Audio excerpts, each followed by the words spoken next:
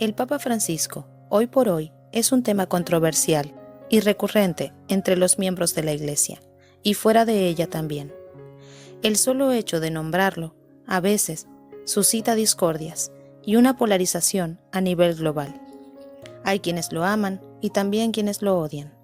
pero a pesar de lo que el mundo pueda llegar a pensar de él,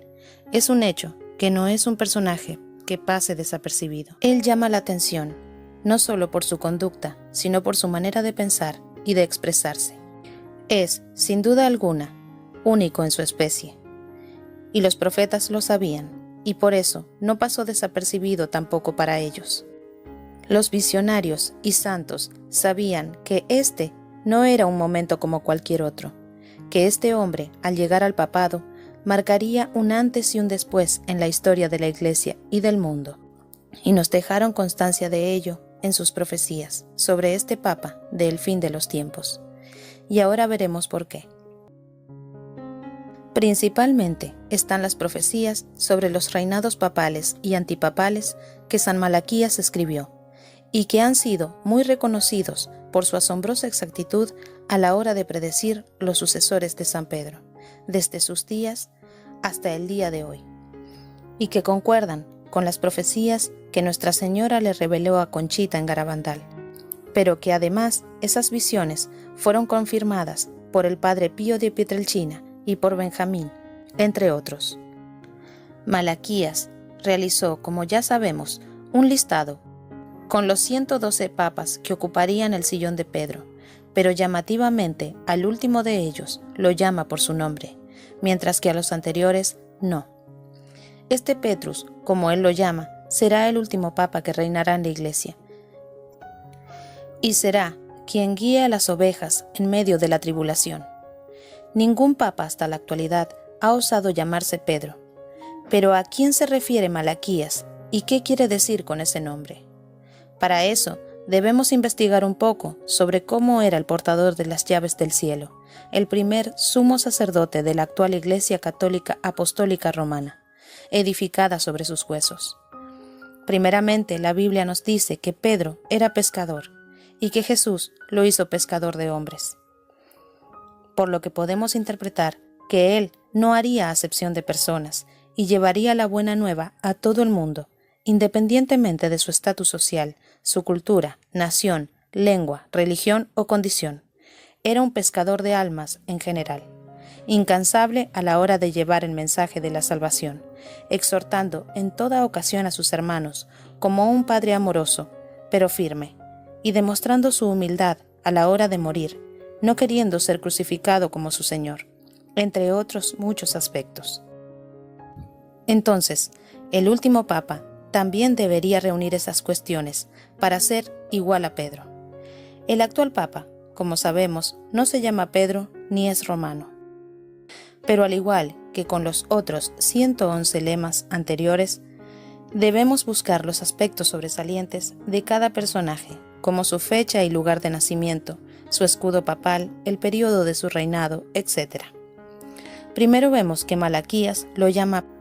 Petrus Romanus, por lo que su nombre es la clave para descubrir a este último papa. Jorge Mario Bergoglio eligió llamarse Francisco por su gran admiración al santo de Asís, a quien considera un ejemplo a seguir, y llamativamente el santo de su devoción se llamaba Francesco di Pietro, lo que traducido es Francisco Pedro. Y continuando en la misma línea de investigación, descubrimos que San Francisco nació en la época en la que todo el norte y centro de Italia, incluyendo el Estado Pontificio, estaba dentro de lo que en la antigüedad se conocía como el Sacro Imperio Romano, por lo que ya encontramos el porqué de la profecía de San Malaquías. Pero para nuestro alivio, muchas otras profecías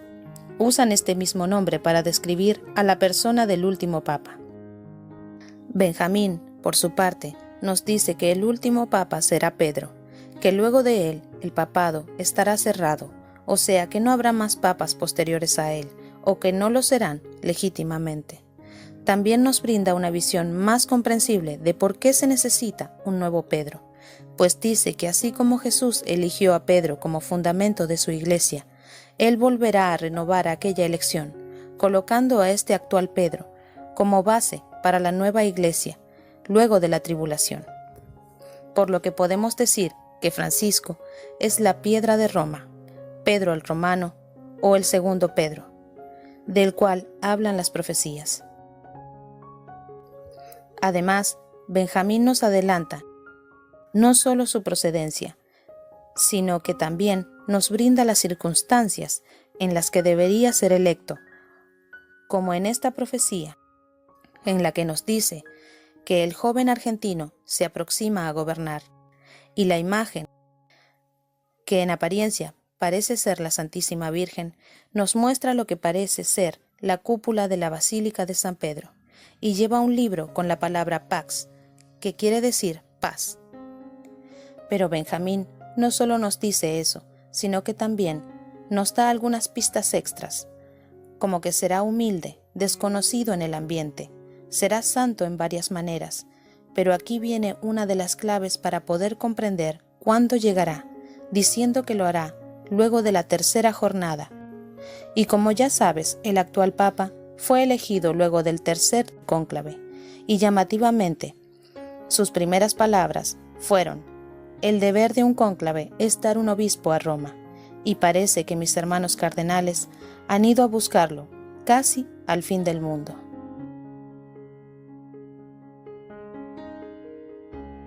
Y esta no solo era la primera vez que un papa era elegido en América, sino que también es el primer jesuita, y el nombre que eligió también es usado por primera vez. Y como vemos aquí, esta es la primera vez de muchas cosas. Pero esto no queda aquí, porque Benjamín lo llama joven en varias oportunidades, como en esta que veremos a continuación, en la que claramente nos habla sobre la renuncia de Benedicto XVI, diciendo que la Iglesia entregará su otorgamiento luego de la renuncia al papado, pero nos deja ver que el nuevo Papa, como dije antes, será joven de ideas, lo que puede representar no solo sus ideales, sino también su manera de pensar y la edad del mismo. Pues como ya sabemos, Francisco asumió su pontificado a sus 76 años, una edad muy joven para el común de sus antecesores.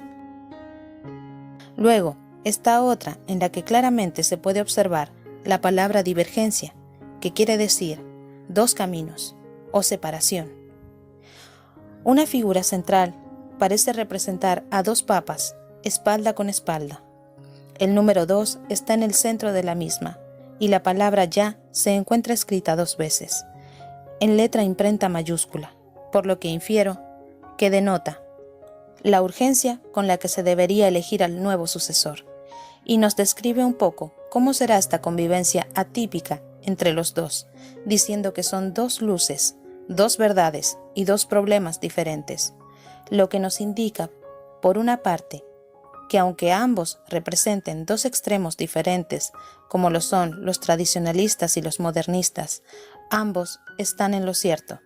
pero al final coloca que de aquella convivencia surgirá algo que no se espera, y vemos que detrás de la figura de los dos papas hay otro personaje que tiene un signo de pregunta donde debería estar su cabeza. ¿Será esta una profecía que nos está indicando que a raíz de la división y la confusión, derivada del reinado simultáneo de ambos, vendrá el falso profeta?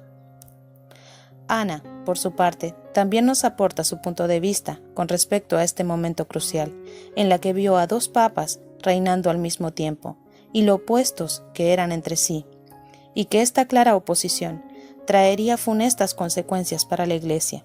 y al igual que Benjamín, Ana no dice que se trate de un papa y un antipapa, uno bueno y el otro malo, o uno verdadero y el otro falso. Ambos concuerdan en que son papas de igual manera, pero también coinciden en que de este punto en la historia algo funesto e inesperado surgirá. María Julia, por otra parte, nos indica de qué se trata, diciendo que un grupo de sacerdotes, todos ellos cismáticos, enviarán al gobernador del estado de la Ciudad del Vaticano un escrito pidiendo que el Papa les otorgue mayor libertad.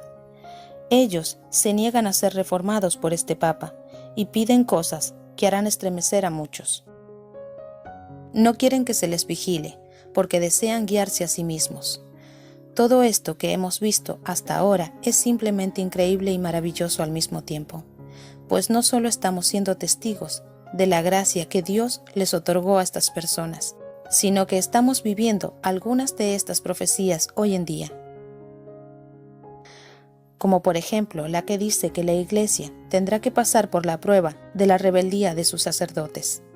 o esta en la que nos dice que la Iglesia Católica se enfrentaría contra la propia Iglesia Católica,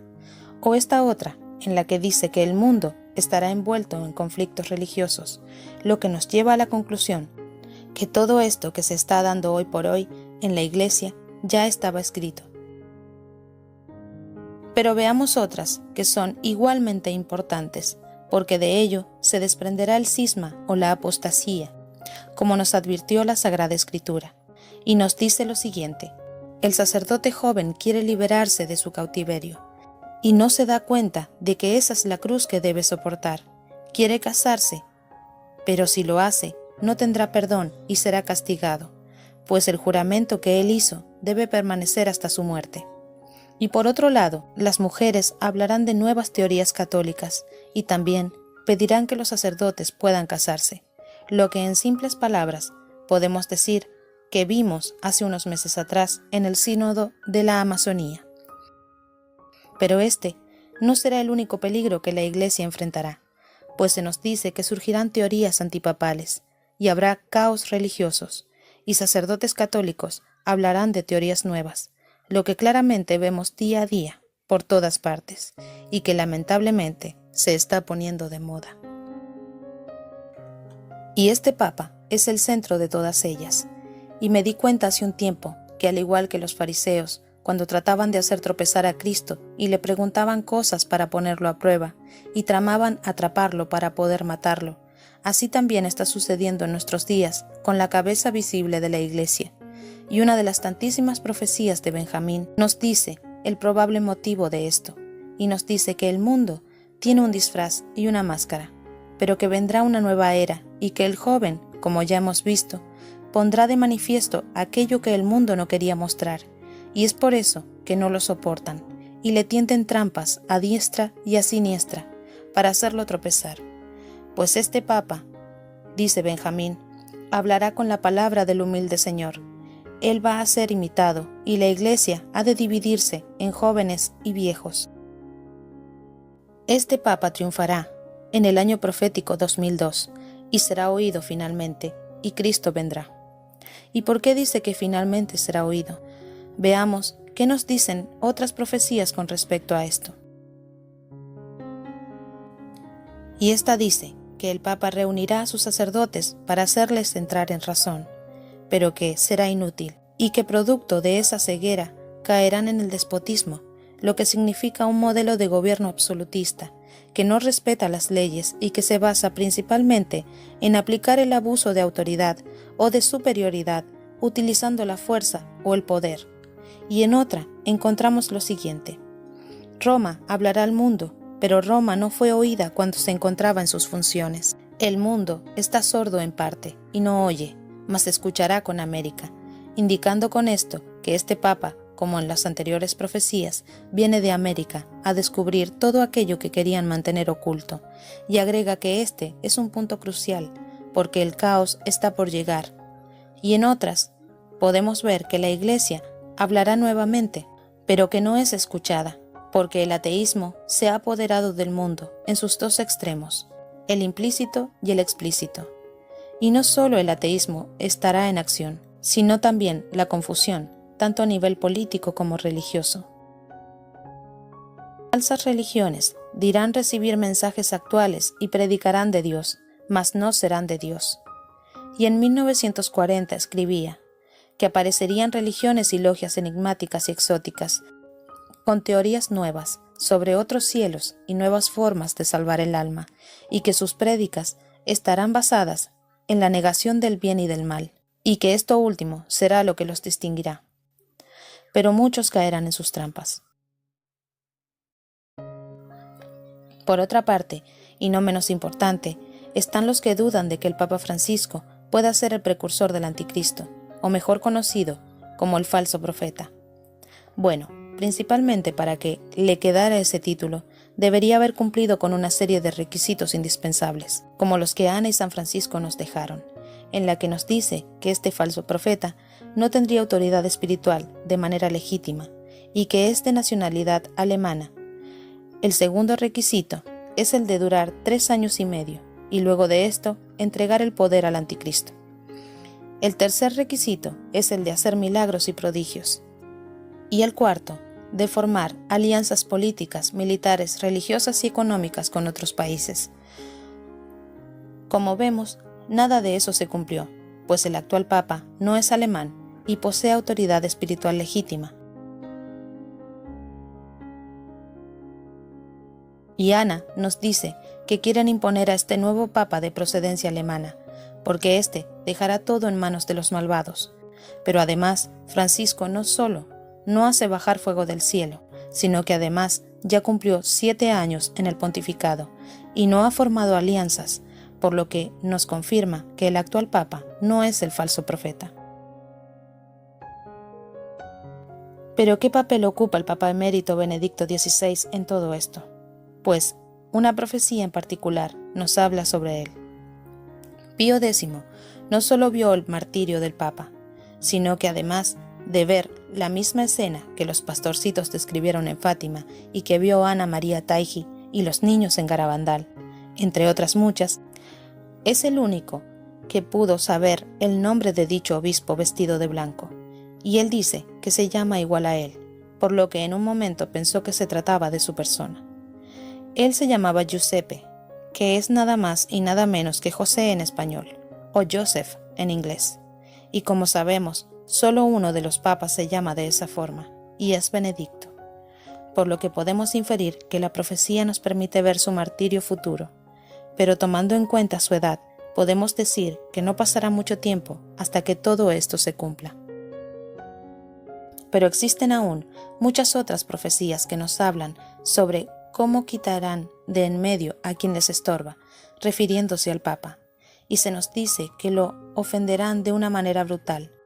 como un escándalo o una acusación que suscite la apostasía, por lo que sabiendo que Benedicto será martirizado, el Papa que huye de Roma debe ser Francisco, porque una revolución roja habrá tomado la Santa Sede por la noche y la destruirán de tal manera que San Juan Bosco indicó que Italia se vería desolada y exterminada, Francia sufriría un gran castigo y habría una intensa batalla entre la luz y las tinieblas, por lo que el Papa se verá obligado a huir, y cuando el sol vuelva a brillar, volverá también el Papa. Y desde ese momento el pecado ya no existirá.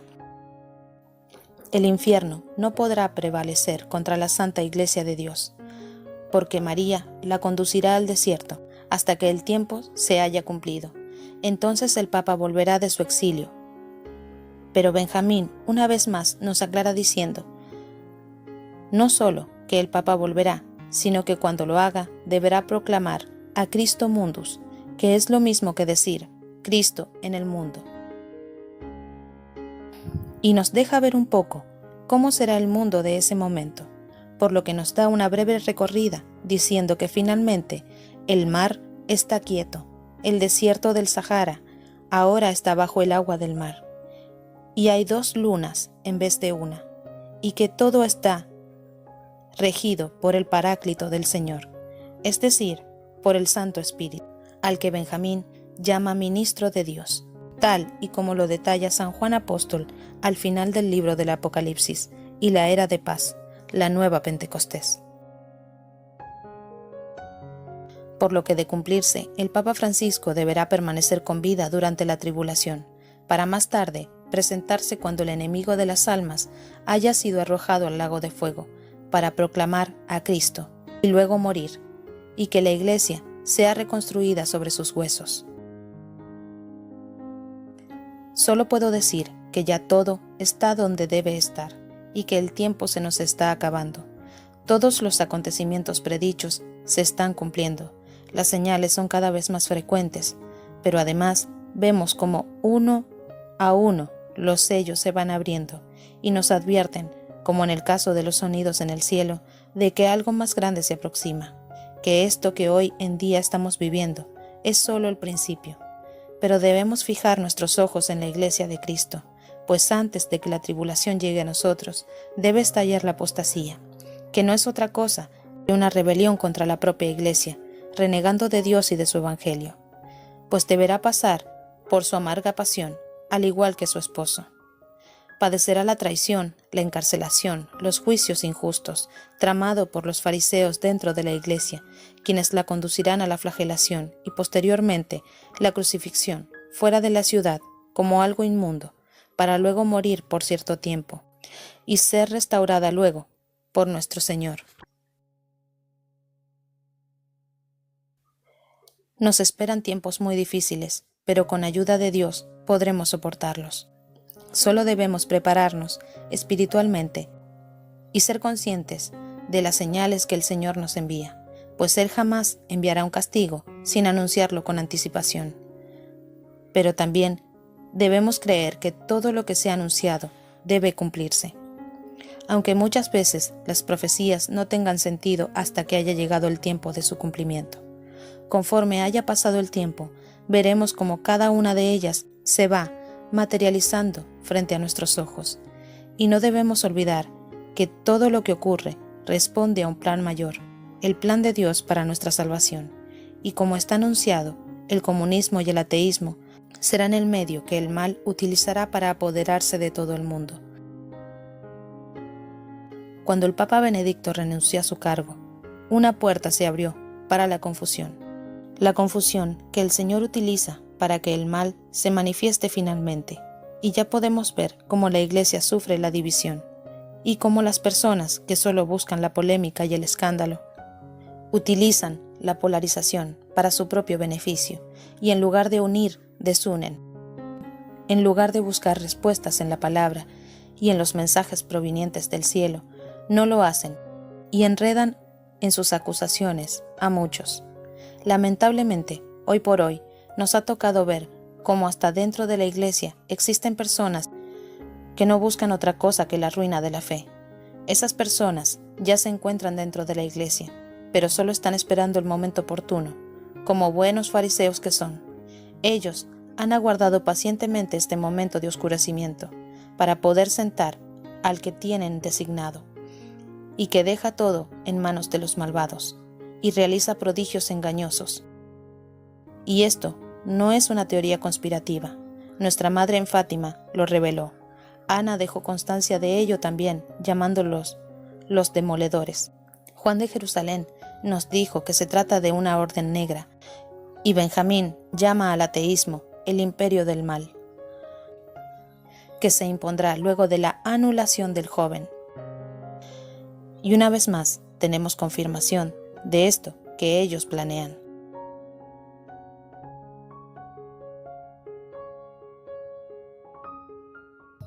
Seamos inteligentes, no nos dejemos arrastrar por las corrientes. No creas en todo lo que te dicen, investiga por ti mismo, no des por sentado nada, ni siquiera me creas a mí. El Espíritu Santo te dará sabiduría y entendimiento si se lo pides en nombre del Señor.